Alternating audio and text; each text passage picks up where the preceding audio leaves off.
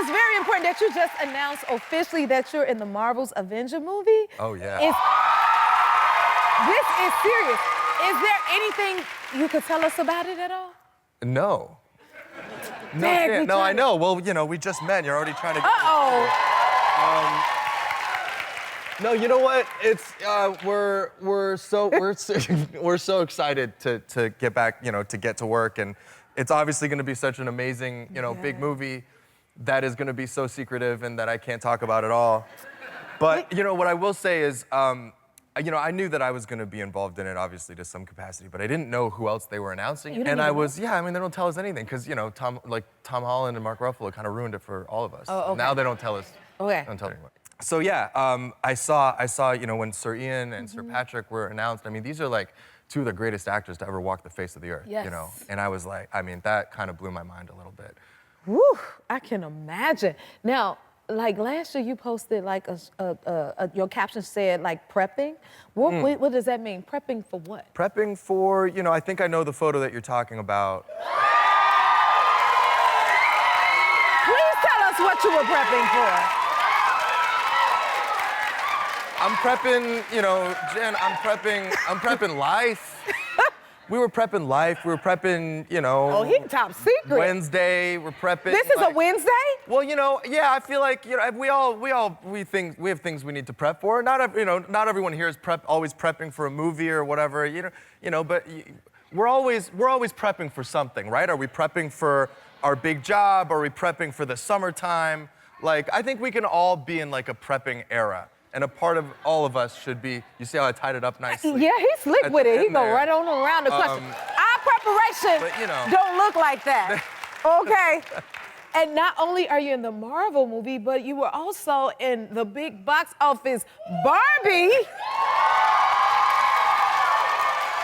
I mean, okay, we want to know, like, did you have to, like, wax for the role? Yeah, I did, and I don't want to, like, I always want to downplay it because obviously for many of you in the audience, this is kind of this is life, you know? And so I got my legs waxed one time, like what right, right? Like what, if I were to complain about it, like what right to, all y'all would be rolling your eyes. But yes, I did get waxed, and yes, it was very painful for me. Stop it. And all the Kens kind of got waxed in solidarity except for one, and I think I'm finally comfortable revealing who it is. Who? I don't want to say his name, but it rhymes with Schmingsley. Schmingsley Schmenishmir. Y'all caught that? One man, one of the Kens who refused to shave his leg or wax his legs. Oh, really? For the cause, yeah. Oh. I thought it was going to be a solidarity thing, and then when he told me that he didn't do it, I was like, wait, you could choose? So if you could have chose, you would have did it? Well, I don't know. Because, you know, you're showing up on set every day with, like, you know, with Ryan Gosling. Like, if his, I feel like if he shaved his leg, I would want to shave mine, you know? Because his level of prep, I wanted to match, like, whatever his level of prep. You're committed. That's what you do. Yeah, absolutely. Let's talk your new show, Got to Get Out. Tell everyone what it's about. Man, there's a lot going on in the premise, so bear with me. But basically, you've got 20 strangers. Half of them are these kind of iconic reality TV personalities. The other half are, I guess you would say, regular people. And we put them in a house. We lock them in there for 10 days. It's a big house, don't worry.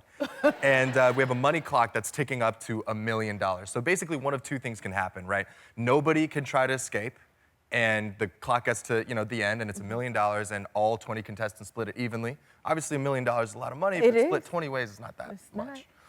Or, over the course of the 10 days, contestants will get what are called exit strategies. So they're just little clues printed on ticker tape that are like, oh, at this period of time, this door will unlock, or this window will be open.